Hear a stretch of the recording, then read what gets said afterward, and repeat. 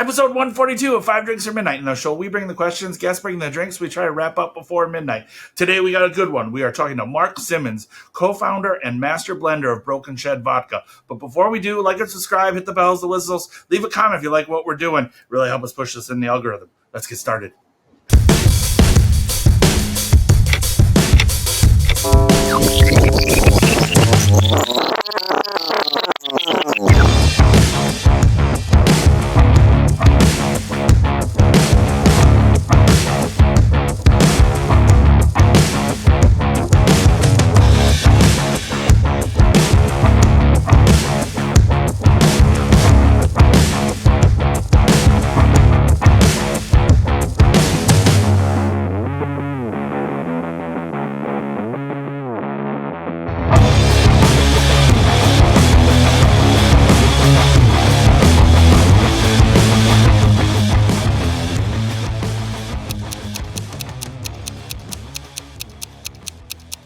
Mark, thank you so much for joining me. Five Drinks or Midnight, 5 drinks, 5 questions, midnight, whatever comes first. We're going to hit my midnight way before your midnight.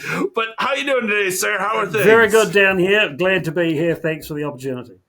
Thank you. I think you win the award for our farthest guest. So before it was some guys down in Australia, but now you win the farthest guest. So congratulations. I'll take it.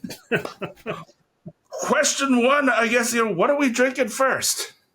Well, we're going to have Broken Shed neat straight up because Perfect. You have to do that, right? So always like to do this. Any tasting that I do, I just get to go. And look, not even on ice. Let's just have it warm, room temperature because it's good and you can do that. So there. Well, cheers. Cheers. Oh, it's gorgeous. That honestly, I tasted that at PCB, and then Laura gave me a bottle, and I was like, no, I was hooked. So, again, and we'll get into it, but can you tell us a little, not even question 1, but for, again, I know that, again, you guys were founded in 2009, but you're just kind of hitting the States recently. Well, in force. So, short story, when we founded this, Two other founders who had the idea. They were Americans who came to Wanaka, came to New Zealand, fell in love, moved here. The families had to reinvent themselves. Basically, looked at New Zealand was a great branding. They thought, let's take a New Zealand product back. Decided on vodka. I've been doing booze for 25, 30 years, and they tapped me on the shoulder, so I joined them. But the old idea of the product was to take it back to the US. It was always our target market. Okay. And I was like, I've done booze, but hadn't done a lot of spirits and hadn't done vodka. But it was like, you give me the time to develop a good product because you have to from way down under here, right? There's got to be. I'll develop a good product. Let's take it to the US. It was like a fun plan. Awesome. So that's what I spent a year. Believe it or not, it's a vodka. I spent a year sorting this out. But if you take due care and attention, you can make a great product and no additives. And that's the challenge with making vodka because there's only 2 ingredients, right? Yep. So how to get that right. So, it took me a year. We took it to the States. We started selling. No market, no budget, just 3 principals out there pounding the footpath.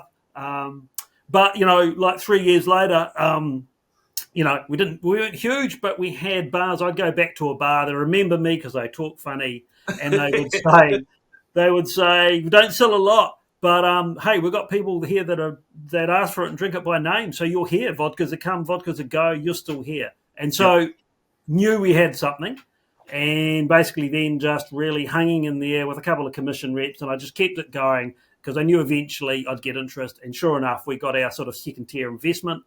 About 5 or 6 years ago, got involved with some great people, and then last 5 years in the States, we've just grown until last 4 years in a row. We've been the fastest growing vodka into the USA. So that's awesome! Congratulations! Thank you. Cheers to you on that. Yeah. That deserves another sip. Again, well, question 1, it's an origin story, and I mean, you kind of touched on it a little bit, but like you said, you got 25, 30 years in the beverage community or business. I mean, how did you get started? Again, can we get a little bit of the origin story of meeting 2 Americans and drinking some vodka in a shed? And how did you get started in the spirits business? Well, that was my intro into spirits. Okay. Previously down here, I developed. When I was a young lad, we started a business doing cider. Okay. Actually, researched that in the States and Europe. Started making cider. That developed into fruit juices. That went into water. So there, at one stage, I had a couple of different plants doing different products, and then that went into the wine industry because I was already fermenting, doing cider. So it's wine technique. So then burgeoning wine industry down here. So I got into the wine side of things, making and then bottling. And so, yeah, and that's what I've been doing for 25 years. And then, yeah, met Mark and Steve, and they had this crazy idea, right? Two crazy Americans going, let's make vodka and send it to the US. And I was like, oh, man, that's never going to work. We don't even really drink vodka in New Zealand. It's like a long way. But they had this clear idea, and they reckon, no, that brand in New Zealand, people will love it. Let's give it a go. And it just seemed like too good an opportunity not to get involved with, right? So that's where you make decisions. If you think you're going to regret it, then give it a go. I think that's actually great advice. We'll use that as a snippet as well. Like that's just, I think, if you think you're going to regret it, give it a go. Because difference between brave and stupidity is stupidity. You did it twice. Like it's just like that's kind of the exactly. the mark is that you touch the hot plate twice and then so don't be scared, but don't be stupid at the same time. Learn. Yeah. But hey, we only learn from mistakes, right? It's the only thing that gives us direction to life is what didn't work. If you succeed first time, you don't learn anything. So yeah, you got to get dirty. That's awesome. Again, from like the beer and wine or cider world, like how do you find the spirits business? Like, is it comparable to what you thought, or is it completely different? And quite different. That experience was fantastic, and especially doing fruit juices and water. I was developing all my own products, so and I'm not, I didn't have a background in the industry, but I learned how to put taste together, but I did it on my own bat, and so I had my own take on it, really. But it seemed to work. Some of the fruit juices that developed, they're still in the market today. So I think, lots of good people, and just learned the hard way trying to make a product that would sell and be commercially, a success. So I developed a sort of a mantra that I would use for developing new products, and I'd spend a lot of time developing products. Get into spirits, wildly different. Best thing is there's value in it. So, compared to doing fruit juice and water and stuff like that. But funnily enough, that experience, especially with water, I think put me in good stead for vodka because it's a neutral, it's very close to neutral, put it that way. It's not neutral, pet hate of mine. It's not neutral, but it is close to it. It's very simple. If you talk to anybody that knows water, they'll go, it's the worst thing to bottle in the world because you can impart a flavour to it very, very quickly, right? Yep. So there's challenges with simple products. But if you take some due care and attention and don't fall back on the industry sort of fallback, which is additives, then you come in a good space. And I think that experience we ended up in a really, really cool place. I agree, and I think that's a pretty damn cool origin story, and I think that's question one. So, cheers. All righty. Cheers.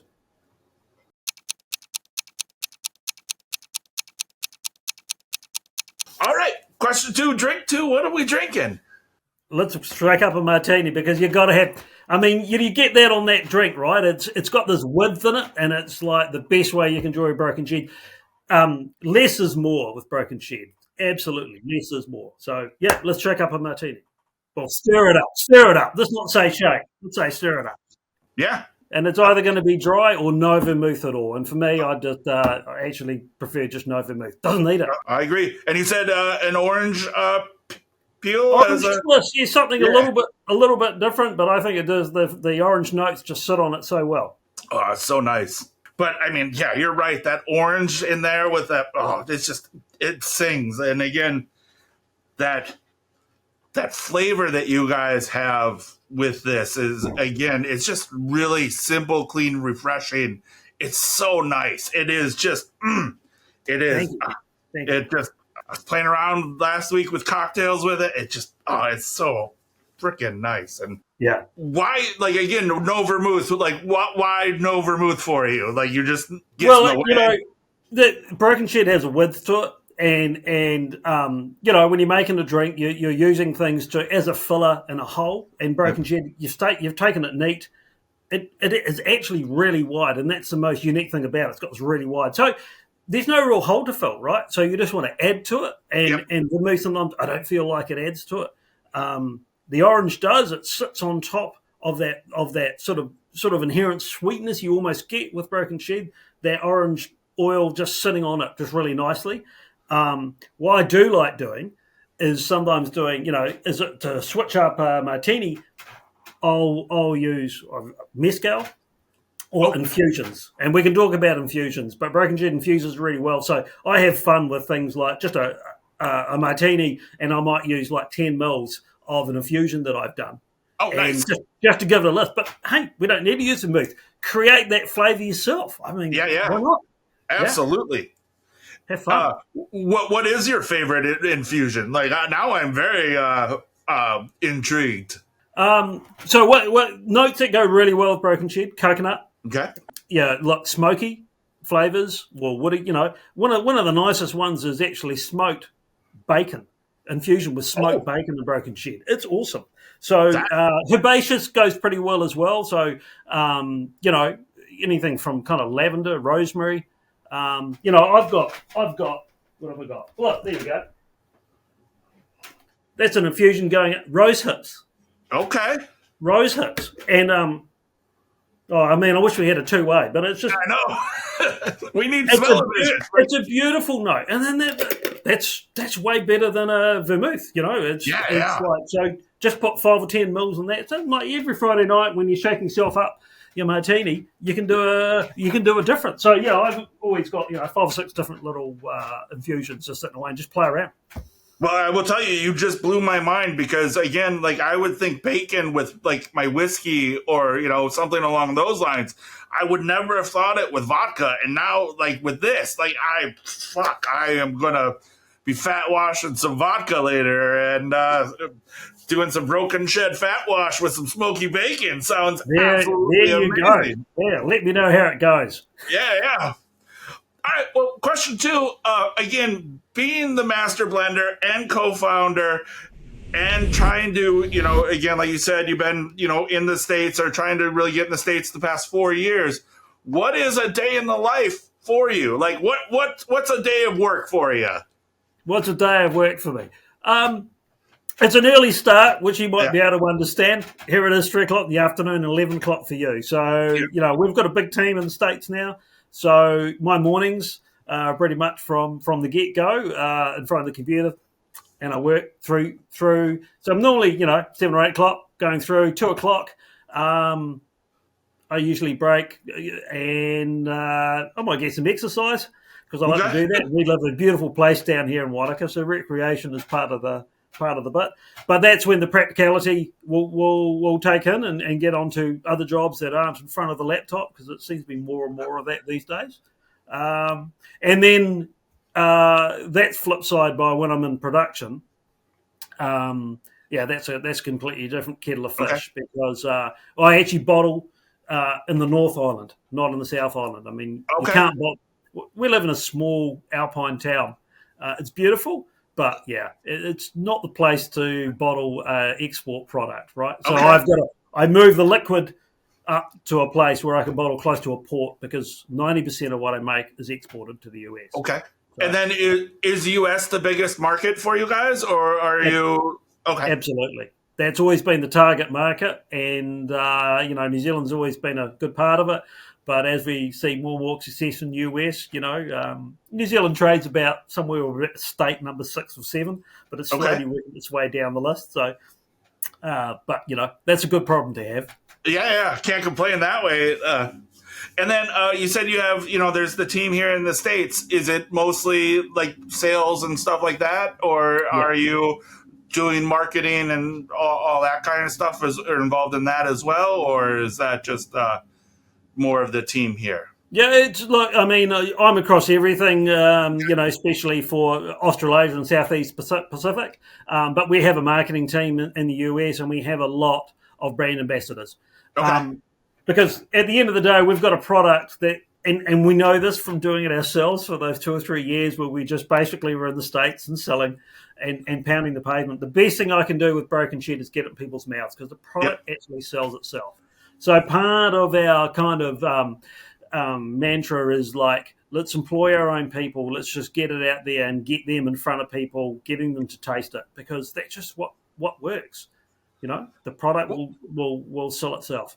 And isn't that how you guys kind of launched? Is that you made Broken Shed and then you gave it to friends and like basically gave them like they were the taste testers kind of thing, or Oh, did we? absolutely. Broken Shed came from the fact that we were in a broken shed, and it was a very, very cool place. Good, I mean, you're talking potbelly stove, open plan, just with 3 desks in there and a whole lot of mess behind me with stainless steel and pipes and tubes and barrels and stools and all that sort of rubbish, And that's where we developed the product. And so we had this thing people, would love to call around. There's lots of sofas, and a lot of people would call around and just chill out and have a yarn. And we thought, well, because tasting vodka is like after a while, you're like, did I really taste a difference then, or did I just imagine that? Because that neutrality is a challenge, right? So we had this thing where on Friday nights, I would spend a week or a fortnight developing my latest sort of thought process and progression, and I'd get together some samples, and people would just call around, start coming around about 4 o'clock on Friday afternoon, and before anybody had too much, we just had one rule. It's just like on the table, here's six drinks. Give a taste. Here's a piece of paper with a few questions. Fill that out. All right. And so they would do that, give me the feedback, and then it would just turn into a social session. Perfect. But it was invaluable for me. That's where I basically because you get this, people are praising a product, giving you some comments, and our when I developed this, we had no idea what the base would be. We had no preconceived idea. And this is when we started following the whey track, because when we were doing this and doing different blends, I was finding that people, when they had whey amongst the other starch bases and distillates, were going clean. That was a word they were attaching to it. And it was like, wow, that's quite cool. And then you sit there afterwards, right, and you go, well, what do you make vodka out from? And generally it's made from the starch source that's available in the country, right? And so it's grain in the United States, and it can be Great Mar in France, and Russia it's potatoes, whatever.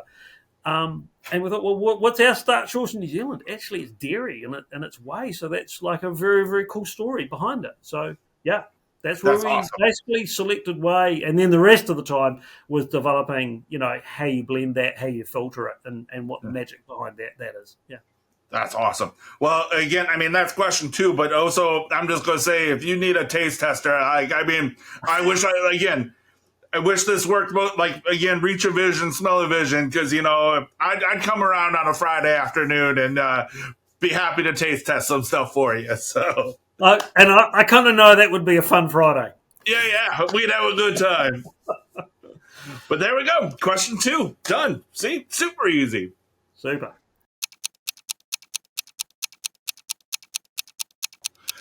All right. Question 3, drink 3. What are we drinking? Now we're going to do what do we call this? We call this a broken flower. So it's broken shed, elderflower, and just top with soda with a cucumber garnish. Simple. Cheers. Beautiful. Cheers. Oh, that's so nice. Oh, fuck yeah. So the thing I love about this, right, it's very simple, but I just, I can't help it. I like products that showcase the body, and that I get vodka, right? Then I get elderflower, and then I just get that finish with that cucumber finish, and it's the yeah. Yeah, It's a beautiful stuff. And again, it's hot as balls here in New York, so this is like a perfect summer drink. Like, this is just absolutely amazing. So right.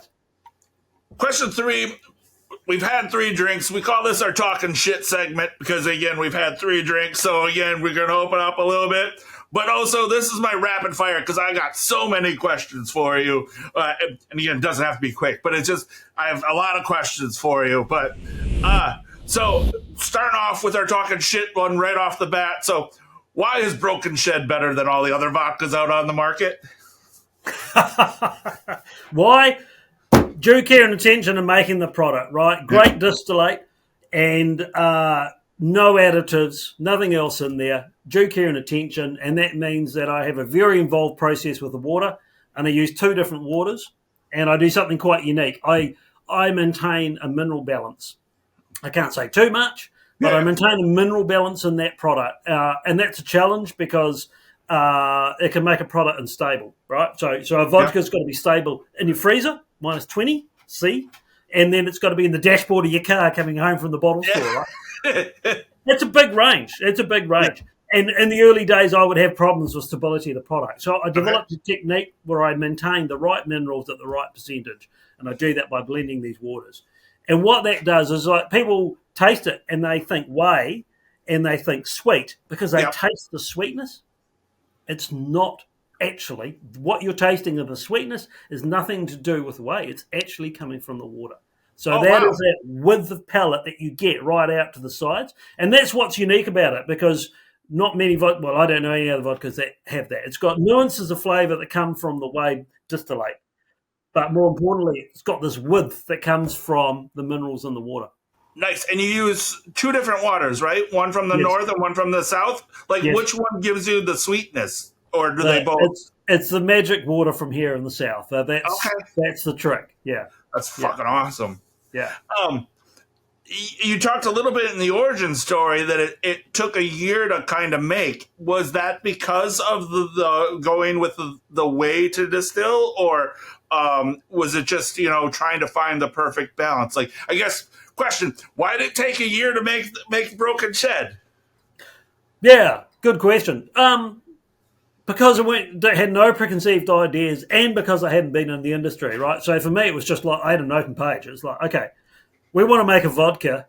How do I make a vodka, right? So it was a lot of research. It was a lot of learning. But I do think, and this goes back to my background, not being trained and just developing products and trusting what you taste and what you develop, right? So it was just this process and elimination. Okay. Basically. Try different things. Blend them, take different distillates, do your own, just do everything and try and understand what you're getting and what you get. And there's always this thing in the industry, right? Because you kind of know, especially back then, you kind of knew that people use additives, especially in vodka. But nobody would tell you that they used additives, right? And so you're going, what are people doing? So I did this thing where I would take different vodkas and I put them in a petri dish and I put them on the windowsill and I would evaporate them. And my basic theory was like, well, if there's nothing in it, if I evaporate it out, there'll be nothing left. So I took these vodkas and evaporated them. It's like, because 80% of them had a residue. Okay. Once I evaporated out. So it was kind of like, okay, so now I know that people are adding things. And from doing my own stuff, it was like, yeah, it can get like medicinal quite easily, right? And how do you change that? Well, yeah, a bit of glycerol or an oil or something in there. Well, and whey is a beautiful distillate, but it's very, very pure. It is clean. People saying it was clean, but also it is clean because you're fermenting lactose and water, and there's nothing else in there. And if I break it down on the science side of it, in a chromatogram, there's nothing else in there. There's very little other elements. So it is clean, but then the good thing about having a clean product, right? I don't think enough time sometimes is focused on fermentation when you're talking about distillation. And again, coming from the wine industry, it's all about a controlled fermentation. New York wine making, very controlled, knowing what you're doing, right? And so if you do a controlled fermentation, you don't create a lot of other compounds, right? You're maintaining what you do and you're keeping fusels to a minimum. And then when it comes to the distillation, You don't have to wash it too many times. It's basically keeping those flavour nuances in there and just stripping it back, but not having to remove other compounds. So you're left with a distillate that has nuances of flavour in it. Brilliant. And then you blend that with a water that you don't have to use additives that just sits on it really well. And you've got a really unique flavoured, nuanced vodka with no additives. Okay. And in some ways, I reckon we were a little bit ahead of our time, because in the early days, selling people that, they go, no additives. And they go, oh, yeah, cool. Now, it's a very cool space to be in, because now when you say no additives, people are going, yeah, cool, that's what I want. Yeah. Because people have become a little bit jaded that products have got additives in them. And so I welcome that. The more that the public becomes a developed palate and asks those slightly more demanding questions, it's great, because that differentiates people in the market. It gives smaller companies a more of a stage to play on, because you're proud of what you're doing. It's not just branding, right? It's not just marketing. It's almost like anybody can do it, but you know that it's not that simple. Like, the idea of only having 3 ingredients makes it very complex. Is it really hard to kind of keep the same broken shed taste across? It's a bit of both, to be absolutely honest. Is that there is a lot of, I do use science, but this, every tank that goes to bottling, it's got to have that. It's got to have that. And again, that comes from the water industry, because it can be really hard, and you can impart a flavour inadvertently. And I've had batches which I've mucked up from really bizarre, stupid things. So it's like, yes, the taste off is just a huge part of it. And I'm tasting all the time. Yeah. And I'm tasting water and blending waters before I've even brought distillate together. I'm tasting with my waters. Then I bring the distillate. Then I'm doing, so it's a whole process of doing that, and that's the only way I think. I think that's fucking fascinating, because again, with only having 3 ingredients, like, it is just like, you think that that's just like you said, it's pure, no additives, and everybody's like, yeah, no problem. But like, to be able to be like consistent and get that flavor, it just takes a lot of fucking hard work. And I just think that it's just not that. Yes, it is a simple product. It's just not that simple to make the product. Like, it's like, Yeah, I mean, you're exactly right. The lack of ingredients is a challenge. It is simple. Yeah. But it's also the challenge. Yeah. Right? Because it can go wrong very easily. So again, like, I think it's fascinating that you said that, you talked about the water.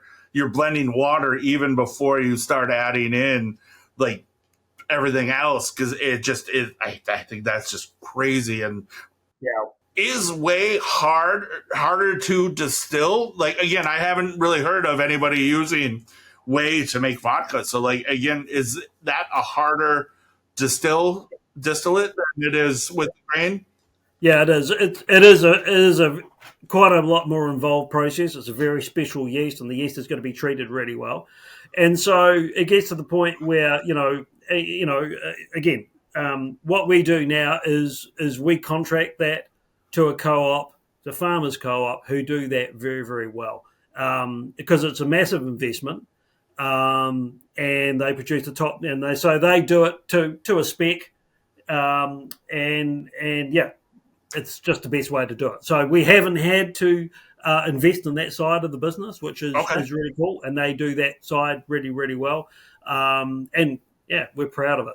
Proud of it in New Zealand that we have that technology and able to perfect that. But these guys, they're fascinating, and they're as they're crazy keen on what they're doing. It's fascinating to be around them, because here I am, about the water and bits and pieces, and they're like that with their yeasts and their strains and their development. It's just like, crazy intense and very special, very cool. That's awesome. So then you use a farmer co-op. Is it local then? Like, it's local farmers for you, or? Yeah, well, it's quite widespread. It is actually based in the North Island, where a lot of our heavy dairy and that is. Yeah, it's a full terroir kind of situation for you. Like, it's a place of, you're making something of place of time. So I think that's freaking awesome. Like, that's. And the other side of it is that you're using, and I don't like the word, but it's the truth, is that you're using a byproduct. because whey is a product that basically, we have a lot of dairy. We Yep. make a lot of cheese. We have this product, and it's like, Yeah. what do we do with it? This is why we developed this technology right back in the 1970s, because it's like you don't want to send this to ground. You don't want to send this to your water systems. So we have to further process it. And basically, in that intervening sort of 50, 60 years, that technique has just been taken further and further and further. And so, as I say, we have the spec made, and it's using a product that is actually, it's just you can't even get more sustainable than that, because you're using a byproduct that has to be dealt with. We're not growing any crops, we're not taking up any food or anything like that. We're actually just using a product that has to get rid of, and we're creating a great distillate from it, and then using that on the world stage. I think that's freaking awesome. Well, that's my question 3. I mean, we didn't talk that much shit, but we did a rapid fire. So cheers to you. Cheers.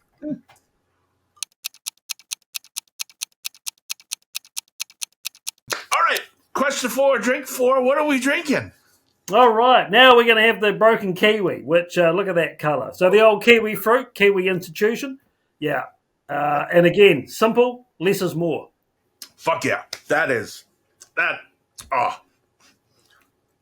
Just freshness, the cleanness, the fruit, the kiwi. It's gorgeous. That is. Yeah, and I did say in there, a bit of sugar syrup to taste, right? I don't use sugar syrup. I just don't feel that Bracken Shed needs it a lot of the time. Sugar syrup is, when you're doing a drink and there's a bit of a hole, and that's what it's about, a bit of mouthfeel, a bit of viscosity, and fill that hole. And a lot of times you don't need it. So yeah, I've got no sugar syrup in that. That is just soda and kiwi fruit muddled and shaken. Beautiful. Yeah, no. And again, you said just a splash, and I didn't use, because again, from the cocktails that I was making this week with some broken jet, like, you're right, it came off very sweet if you added some simple into it, and it just really kind of threw off the balance. You don't need it. I think that water really kind of, you sold me. Like, it's super sweet, and it's really nice. It just really is. Because again, like, there's people that talk about, vodka shouldn't have a flavor, blah, blah, blah. And I'm like, I like it. I like that it has a flavor. It has this kind of, like, that sweetness that it's just a crisp thing. Like, it's just, you're biting into, like, fresh fruit right off the bat. Like, it's just like that, you start to salivate a little bit. Like, that's when you drink, like, you start to just, like, get a little bit of that, salivation going, and it's fucking awesome. Like, it really is. Like, and again, I wasn't a big vodka guy, but you got me. So, like, that is nice. Yeah, no, we love hooking them in and reeling them in. It's what we love doing. Yeah, but yeah, look, it's just that with the pellet that comes with the, a lot of that water. It makes a great base, and the distillate just sits on it so well. But that's why I think a lot of bartenders really enjoy it, because it puts you in a slightly different space. You can, and very easy to make really good cocktails yourself at home. Yeah, super quick, super easy. And again, it gives you all that flavor right off the bat. So yeah, you are right. It just making cocktails. Less is more. I mean, make a cocktail, 3 ingredients, bang, easy. You can, you have one of those evenings when friends come over, and if cocktails are too involved, you're spending all your night shaking and mixing, and I'm not even enjoying my own party. Exactly. You're too busy being a bartender than you are actually enjoying your party. But here it's simple, because I'm only going to use 3 ingredients, and it's a great king. Everyone's going to love it. Yeah.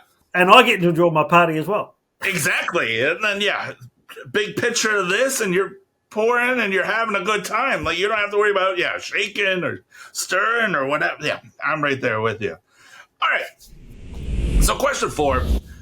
I mean, really, what's next? Like, for you guys, like, again, you're coming into the States, or you've been into the States, but I feel like you're really, like, showing up now in the States. What's next for you guys? Like, what's the next goals?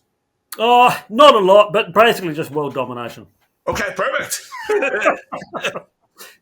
No, look, I mean, from a personal point of view, it's like, vodka's a hard game, spirits is a hard game, and especially from down this part of the world, it's a long way to serious markets, where people have volume. I mean, there's only 5 million people in New Zealand. It's not a big enough market. And I've always just wanted this to get to the point where we had a real shot at it. Okay.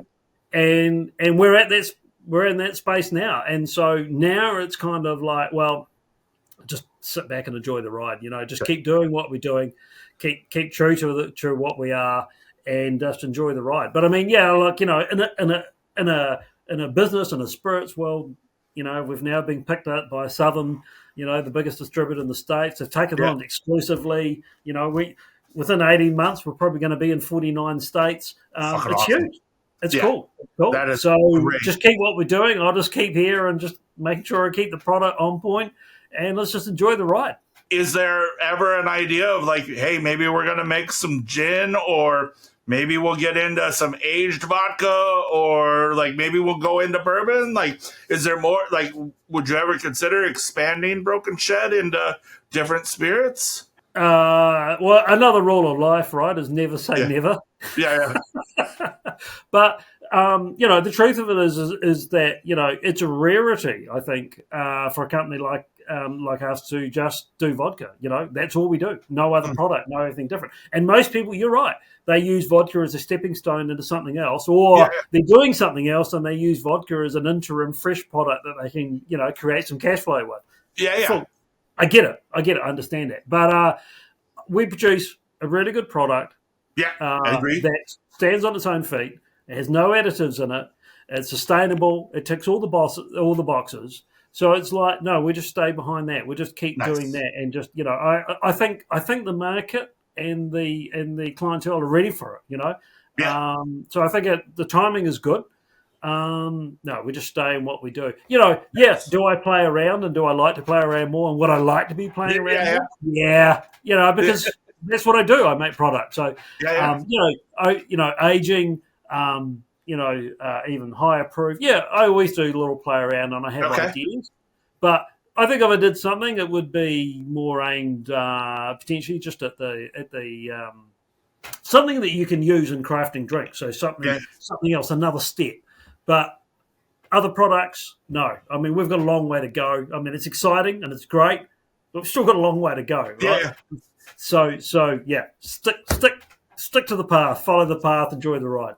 Well, and again, I did not mean any disrespect, because no. It's a great question, and it's a totally legit question, because, as you say, we are a little bit of a abnormal in the fact that we just do a vodka. That's all we do. And we've been doing this for 14 years. It's weird. Well, there we go. Quick and easy, but that was question 4.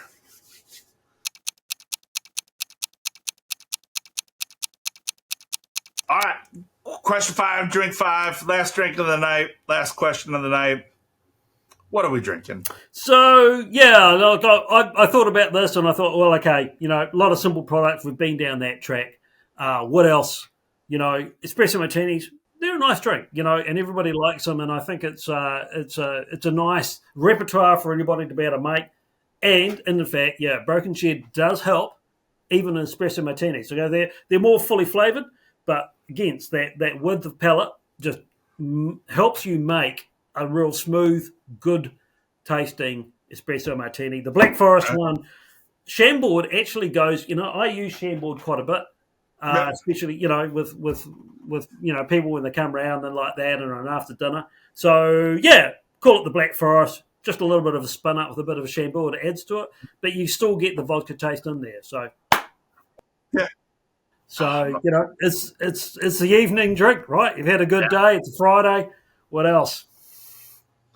Cheers.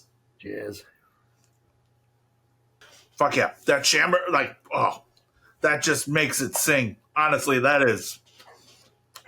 I'm gonna make a lot of those. That's bit of Chambord in there, just like just takes away from just the coffee, and the velvety comes from the Broken Shed, carries it really well, and then it's just a little bit more fun, a little bit more decadent, a little bit more dessert like.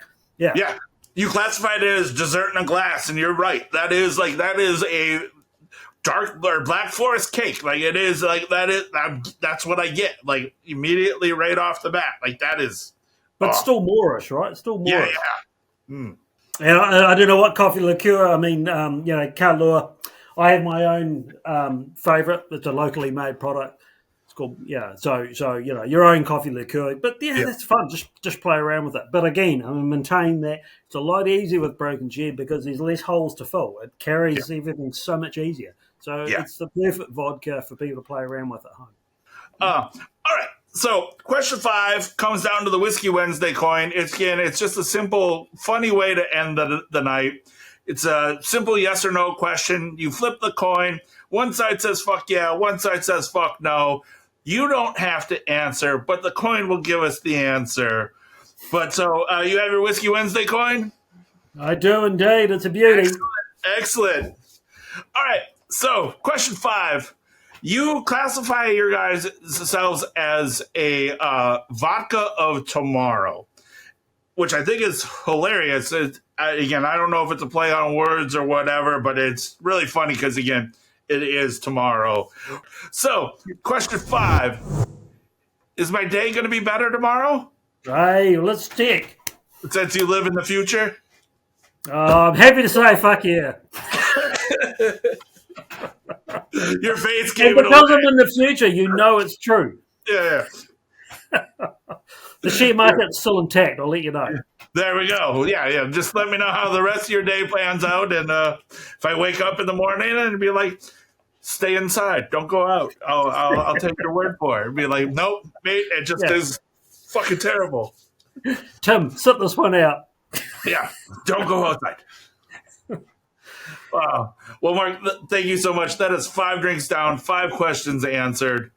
Thank you so much. I really appreciate your time. This has been awesome. I really hope that we can drink together in person soon. So if you're ever in New York, please let me know. I would love to show you around my city. We'll definitely have a good time, and we'll do more than 5 drinks. So I appreciate that. I'll definitely take you up on that. It's been good fun, and I appreciate it. I appreciate it. And again, so cheers to you. Thank you for having me. It's been a pleasure.